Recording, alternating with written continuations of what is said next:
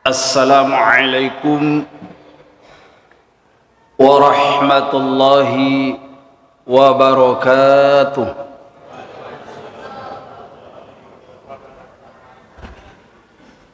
Innal hamdalillah wassalatu wassalamu ala Rasulillah wa ala alihi wa sahbihi wa mawalah. La haula wa la quwata illa billah. Wa ba'du, qala Allah subhanahu wa ta'ala fil Qur'anil Karim, a'udzu billahi minasy syaithanir rajim. Utlu ma uhiya ilaika minal kitab wa aqimis shalah. Inna salata tanha 'anil fahsya'i wal munkar wala dzikrullahi akbar wallahu ya'lamu ma tasna'un. Shadaqallahul azim. Ma'asyiral muslimin, jamaah salat Isya maupun salat tarawih yang sama-sama dirahmati oleh Allah dan yang kami hormati. Alhamdulillah, dengan rahmat dan izin Allah Subhanahu wa ta'ala, sampai pada malam hari ini, malam yang ketujuh ya Pak ya? Malam ketujuh apa malam keenam? Wis kau nak saya ngitung. Ya wis gitu aja lah ya. Sampai pada malam hari ini, kita semua masih dalam keadaan sehat walafiat. Masih tetap dalam keadaan iman dan takwa, dan masih kita membuktikan salah satu bukti keimanan kita, iman yang benar, bahwa dengan datangnya bulan suci Ramadan ini, di samping kita berpuasa di siang hari, malam hari sunnahnya ialah kita lakukan seperti ini: sholat tarawih, tadarrus Al-Quran, banyak berzikir dan berdoa ya. Kemudian memperbanyak infak, jangan ke masjid tidak membawa infak, eman, pahalanya berlipat ganda. Belum tentu tahun depan kita masih hidup lagi, betul? Betul? Betul. Apalagi saya lihat bapak-bapak di sini sudah banyak yang asar ini. Nek sudah asar itu karek ngenteni maghrib. Nggih. Maka mari memanfaatkan momentum Ramadan ini dengan sebaik-baiknya. Belum tentu tahun depan kita masih hidup lagi. Lah kalau corona datang lagi, mudah-mudahan enggak. Tapi itu tidak tahu, itu kan atas kuasa dan kehendak Allah Subhanahu wa taala. Baik, bapak-bapak yang dirahmati oleh Allah dan yang kami hormati, kalau tidak salah dengar tadi temanya saya suruh bicara tentang usia perjalanan hidup manusia. Kalau tidak salah dengar, perjalanan hidup manusia. Gampang itu jawabannya. Seperti apa? Lahir, jadi anak-anak, jadi remaja, tua, sakit-sakitan, wassalam, innalillah, gitu aja, selesai. Makanya saya tidak akan membahas itu, karena ada sebetulnya tema yang lebih penting. Mumpun kita masih kumpul seperti ini, saya akan berbicara tentang sholat yang benar. Karena saya mengamati di beberapa masjid yang ada di Surabaya ini, rata-rata sebagian jamaah itu sholatnya belum benar. Dan saya teringat pada salah seorang jamaah masjid dulu beberapa tahun yang lalu di sini, ketika saya masih jadi ketua takmir waktu itu, saya di BCI, ya Pak, sampai nek ngisi di Darut Taqwa itu nggak usah yang jelimat-jelimat, yang angel-angel senerangkan. Di sini tuh banyak orang yang belum bisa wudhu, belum bisa tayammum, sholatnya belum beres. Ikut sampai terangkan, oh lah opo sampai kau nerangkan Amerika, Jepang, ya Prancis, Jerman, oh sampean nggak pernah ke sana juga, paling-paling lah coba lihat di internet saja kok cerita. Saya sadar, oh iya, ternyata memang benar. Jadi katanya nanti kalau bulan Ramadan itu kan kita tiap malam dia, tolong sampaikan itu. Masalah sholat ini masih banyak yang perlu kita benahi. Sementara yang pertama kali nanti dimintai pertanggungan jawab oleh Allah kalau kita sudah menghadap ke hadiratnya, yang mula-mula dan pertama akan ditanya tentang sholat. Iya nek sholatnya beres, nek nggak beres. Nah, jadi mohon maaf panitia, insya Allah besok ada jadwal saya kuliah subuh di sini. Itu tema itu tadi tak ganti. Karena biasanya jamaah sholat tarawihnya lebih banyak daripada sholat subuhnya. Nggih. Mumpun saya kumpul ini. Kira-kira Bapak kalau saya ceramah 2,5 jam kuat? Membahas untuk sholat ini. Karena jadwalnya cuma satu. Tak tanya dulu, kuat Bapak 2,5 jam? Loh, gak ada yang nyawa. Gak kuat berarti. Ibu-ibu kuat, Bu? Bu, saya mau ceramah 2,5 jam, Ibu kuat? Gak ada yang nyawa. Berarti gak kuat. Kalau begitu cukup 5 menit aja. Karena nggak kuat kalau 2 jam, 5 menit aja ya, lebih sedikit nanti. Kembali, sholat yang benar. Kalau ingin bahasa keren, sholat yang khusyuk. Biasanya nih sholat itu selalu identik dengan sholat yang khusyuk. Khusyuk itu artinya apa? Supaya gampang, ada orang mengartikan khusyuk itu merem nih sholat. Ya, ada mengartikan sholat itu, sholat khusyuk itu konsentrasi, gak ingat apa-apa. Enggak benar juga. Ada lagi, sholat itu pokoknya apa namanya, mulai dari takbiratul sampai gini terus ingat Allah. Enggak bisa juga. Maka supaya sederhana bahasanya, apa itu sholat khusyuk? Sholat khusyuk itu artinya sholat yang benar. Supaya gampang. Sholat khusyuk itu kalau di Indonesia kan artinya sholat yang benar. Pertanyaannya, kira-kira ada nggak orang yang sholatnya nggak benar?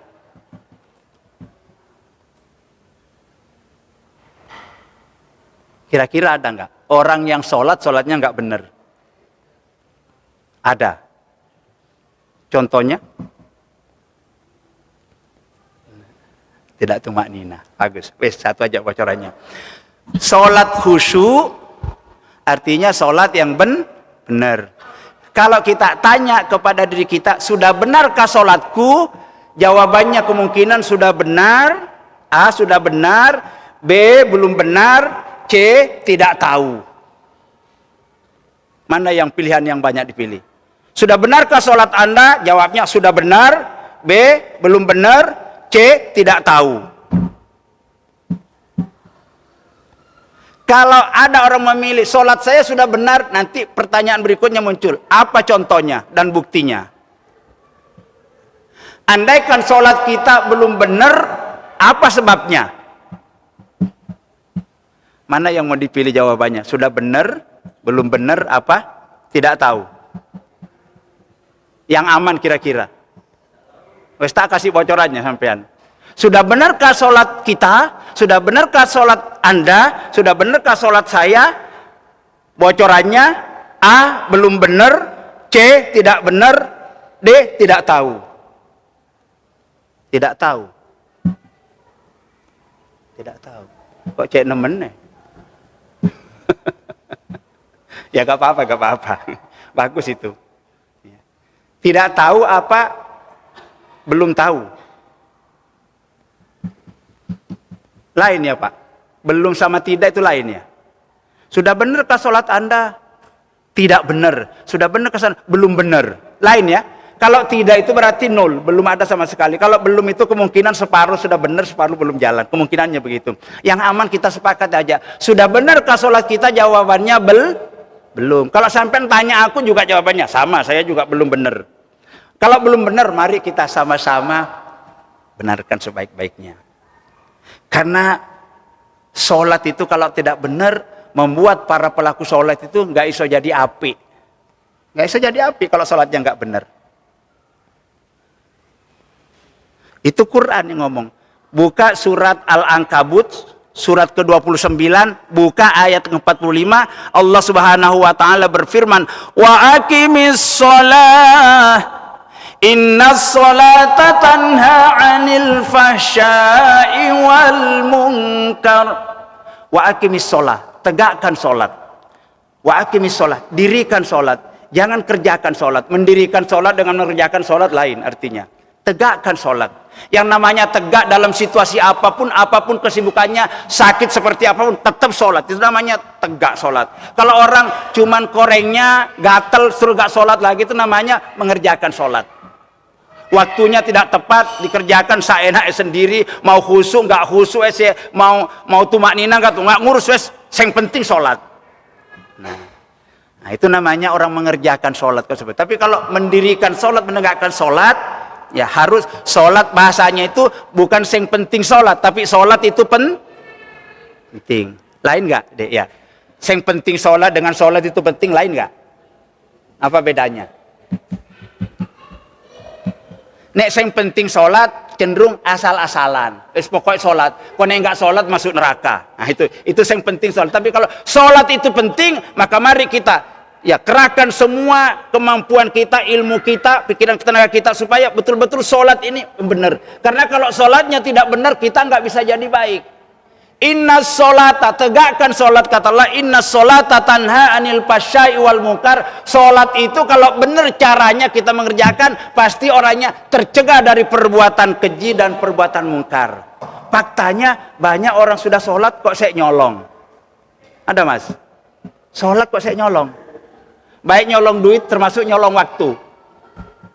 Banyak nyolong waktu itu ya. Uang kerjanya di kantor masuknya mestinya 7:30, pulangnya jam 4. Dia datangnya jam 9:30, pulangnya sebelum duhur pulang. Ini kan korupsi juga, nyolong juga ini. Padahal sholat.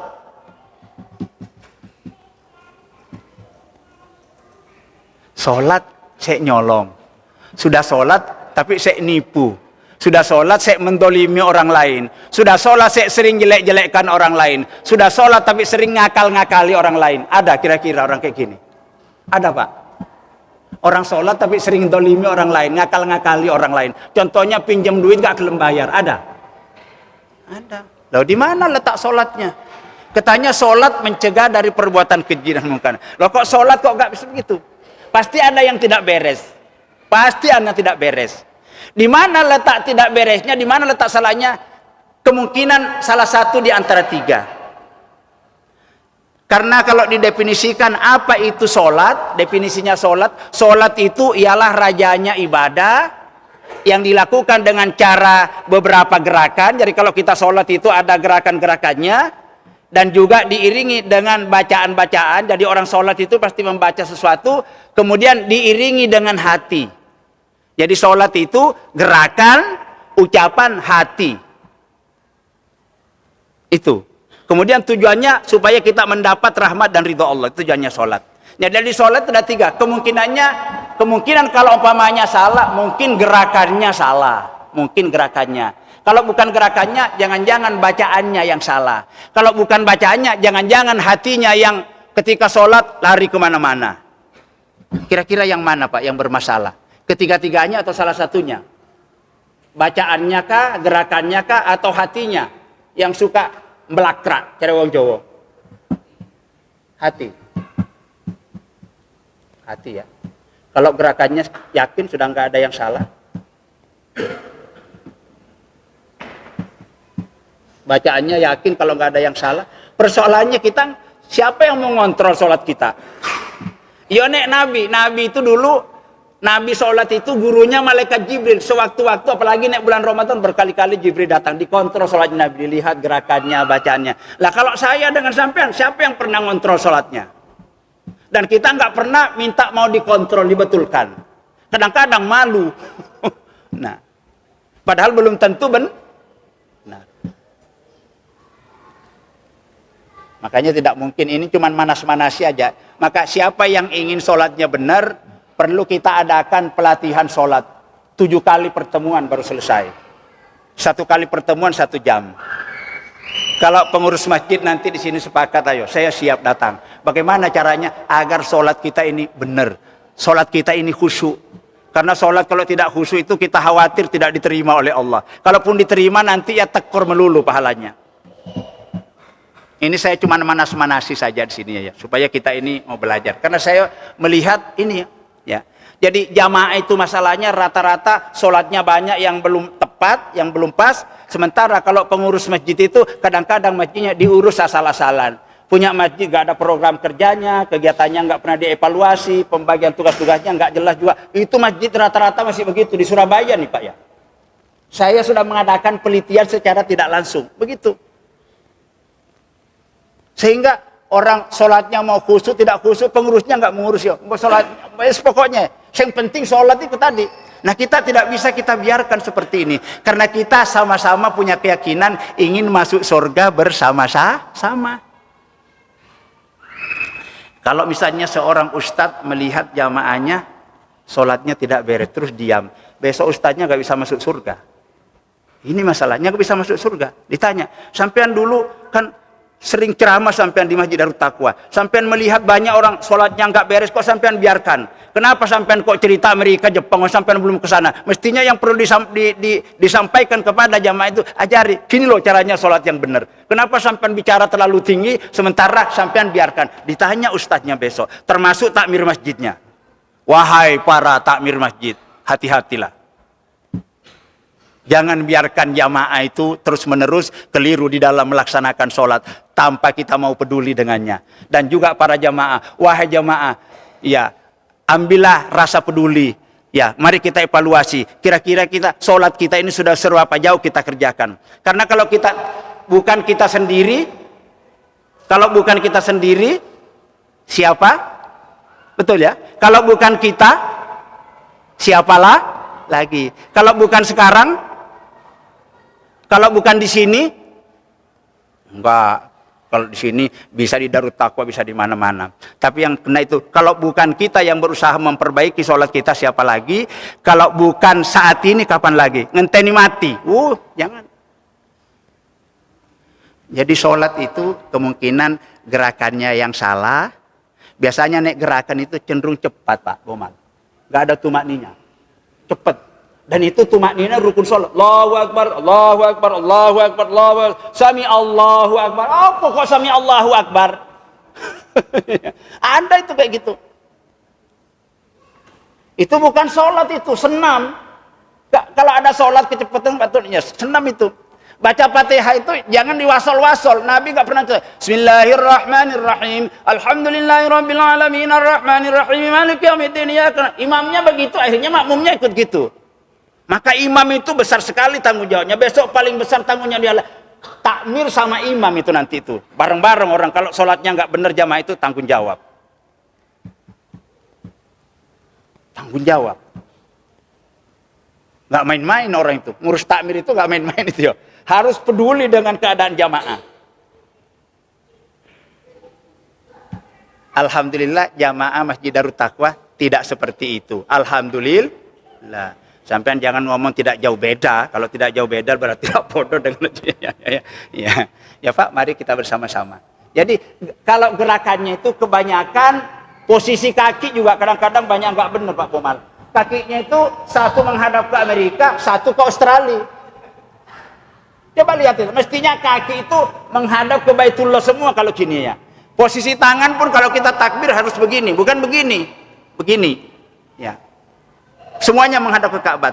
Ini kadang-kadang coba aja lihat sebagian itu. Terus ruku belum tenang situ naik lagi gini ya. Kenapa seperti ini? Siapa yang salah? Takmirnya apa jamaahnya sendiri? Siapa Pak? Kira-kira yang salah siapa? Salahnya sendiri apa salah Pak Takmir? Dua-duanya salah. Karena takmir tahu kok dibiarkan. yang jamaahnya sudah tahu kalau salah kok nggak mau nanya, sama-sama nanti bermasalah di hadapan Allah Subhanahu wa taala. Gerakannya. Kemungkinan yang kedua, kebanyakan salah itu bacaannya. Contohnya baca Fatihah diwasol-wasol. Bismillahirrahmanirrahim. Alhamdulillahirabbil alamin arrahmanirrahim. Karena kejar target.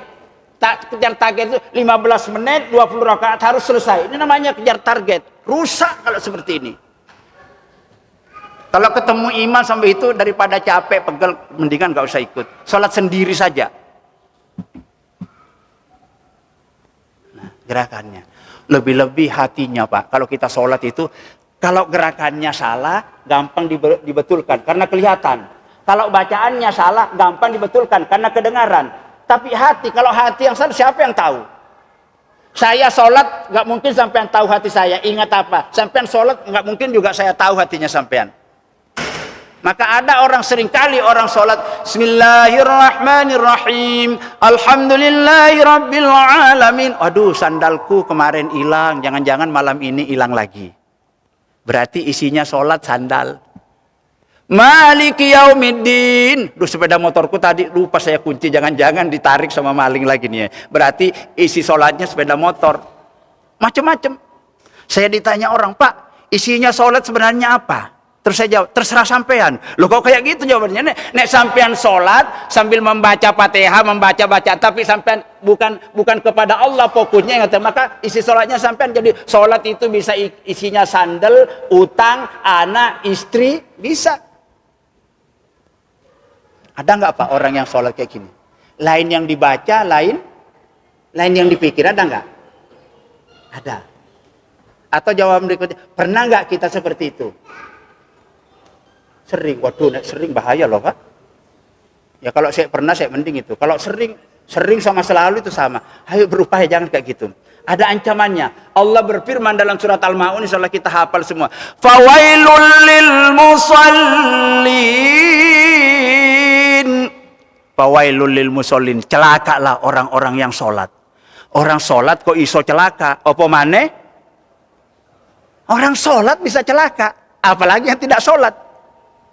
Kenapa kok orang sholat bisa celaka? Alladzina hum an sholatihim sahun. Karena ketika dia sholat, lain yang dibaca, lain yang dipikir, lain yang dikerjakan, lain yang diingat. Coro Jawane sholatnya blakra. Ini, mari, saya cuma manas-manasi. Kalau sampai tanya, bagaimana cara sholat yang benar? Ikut pelatihan sholat, kita adakan 7 kali pertemuan baru bisa selesai. Kalau malam ini nggak mungkin. Saya cuma manas-manasi kita, supaya kita ini ada keinginan untuk memperbaiki secara bersama-sama sholat kita. Karena sholat kita tidak benar, pasti kita tidak bisa jadi orang baik, Pak Muhammad. Ketika sholat kita tidak benar, pasti kita tidak akan jadi baik. Itu sudah kuncinya sholat. Inna sholata tanha, sesungguhnya sholat itu dapat mencegah para pelakunya dari perbuatan keji, perbuatan mungkar. Tapi faktanya sudah sholat tapi kok masih korupsi, masih nipu orang, masih colok. Katanya sholat, kata Allah itu bisa baik. Berarti ada yang salah. Lah di mana letak salahnya? Salah satu di antara 3. Bisa ketiga-tiganya, bisa salah satunya. Bisa gerakannya yang salah, bisa bacaan yang salah, bisa hatinya yang terbang kemana-mana ketika dia sholat. Lain yang dibaca dan dipikir. Apalagi kita sholat sebagian besar bacaan yang kita baca nggak paham maksudnya. Ketika kita sholat, apa yang kita baca nggak paham maksudnya, oleh Allah dikatakan seperti sholatnya orang mabuk.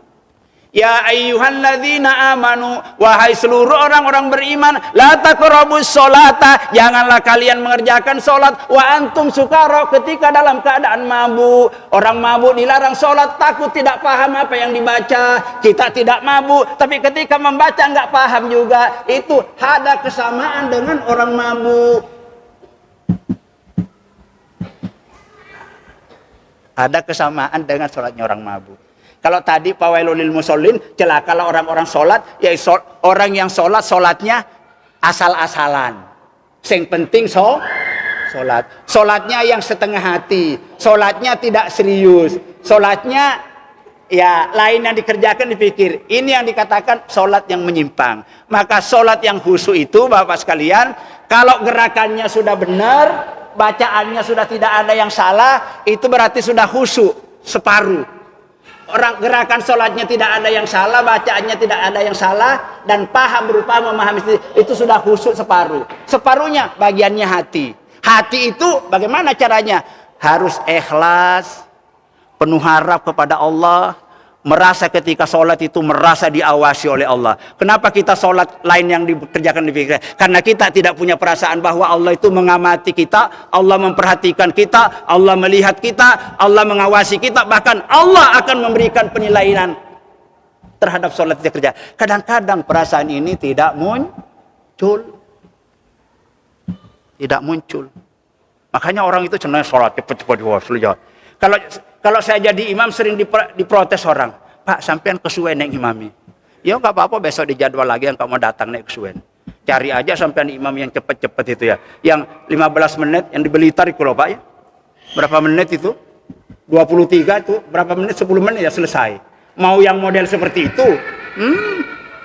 Rusak. Udahlah ini aja lah ya, saya nggak usah panjang-panjang. Yang penting intinya menurut pengakuan saya, sebagian besar jamaah sholat di beberapa masjid dan Surabaya ini banyak masih melakukan penyimpangan-penyimpangan, alias belum benar. Kadang-kadang gerakannya, kadang-kadang bacaannya, kalau hatinya nggak tahu kita, karena kan hati itu nggak susah ukurannya ya. Tapi biasanya orang tandanya nek enggak khusyuk hatinya itu pasti tidak baik, terutama letaknya di hati. Maka mari Bapak sekalian berangkat dari semangat bulan suci Ramadan ini, mudah-mudahan nanti sesudah Ramadan atau kalau bisa dimulai pada bulan Ramadan ini, kita adakan rasa kepedulian, kita adakan bentuk kelompok bimbingan atau pelatihan sholat khusyuk. Benar kan? Nggak lama kok.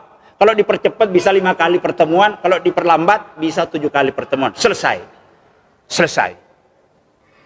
Sepakat ya Pak ya? Saya doakan mudah-mudahan Bapak-Bapak sekalian bisa. Kalau tidak, nanti kita khawatir di hadapan Allah Subhanahu wa taala bermasalah dengan sholat kita, akibatnya ibadah-ibadah yang lain terima. Hajinya tidak diterima gara-gara sholatnya bermasalah. Zakatnya tidak diterima, infaknya gara-gara sholatnya bermasalah. Puasanya tidak diterima dan seluruh amal-amal kebaikannya tidak diterima oleh Allah karena sholatnya bermasalah. Kita tidak ingin seperti itu, maka mari dengan semangat bulan suci Ramadan ini kita ada upaya, ada niatan ingin bagaimana caranya ke depan ini agar semakin kita dekat ke alam kubur, mudah-mudahan sholat kita semakin baik. Karena ini ibadah sholat ini raja segala ibadah. Tidak beres, yang lainnya ikut tidak beres. Beres semuanya jadi beres. Mudah-mudahan Allah Subhanahu wa taala memampukan kita semua. Untuk bapak-bapak dan ibu-ibu, mohon maaf agak panjang sedikit. Memang saya sengaja, mumpun kita banyak, supaya kita semuanya dapat termotivasi bapak-bapak sekalian. Bukan berarti saya nyampaikan ini, sholat saya sudah benar, belum. Ini masalah saya, masalah jenengan juga masalah kita semua. Maka mari kita sama-sama berbenah diri untuk ibadah yang satu ini. Karena sholat itu rajanya segala ibadah. Sholat juga raja segala doa. Sholat juga raja segala syukur. Maka kalau sholatnya beres, insya Allah dijamin akan beres semuanya. Dan kalau sudah beres, kita punya harapan besar nanti masuk surga bersama-sama. Insya Allah. Amin. Ya Rabbal Alamin. Terima kasih atas kebersamaan dan perhatian Bapak Ibu semuanya. Mohon maaf bila ada hal yang kurang. Hanya kepada Allah kita senantiasa berharap pahala dan ridhonya, sekaligus minta ampun akan segala kelemahan dan dosa-dosa kita. Semoga kita dibimbing senantiasa ke jalan yang benar. Amin ya Rabbal Alamin. Billahi taufiq wal hidayah. Assalamualaikum warahmatullahi wabarakatuh.